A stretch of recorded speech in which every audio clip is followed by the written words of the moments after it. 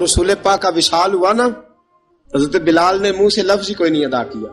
किसी ने अपना दुखड़ा किसी अंदाज में सुना लिया। हजरत उमर ने कहा, जिसने कहा हुजूर विशाल करके गर्दन उड़ा दूंगा। हजरत उस्मान गनी ने कहा, खबरदार कोई मुझे आके ना बताए कि मुस्तफा विशाल कर गए। हजरत अली मुर्तजा रज़ी अल्लाह तआला अन्हु ने फरमाया, ना भाई मेरे मुस्तफा पर तो मौत आती नहीं। असर की नमाज का वक्त हुआ ना, तो बिलाल को कहा कि बिलाल चल जरा आजान पढ़, मस्जिद की छत पे चढ़ जा। हजरत बिलाल कई बार चढ़े और कई बार गिरे। हजरत बिलाल को 2-4 सहाबा ने उठाया, छत पे पहुंचाया। बिलाल ने अजान शुरू की। जब कहा ना अशहदु अन्ना मुहम्मदर रसूलुल्लाह, जो सारे चुप खड़े थे ना, उनमें से एक बाबा रो पड़ा, जिसका नाम अबू बकर सिद्दीक था।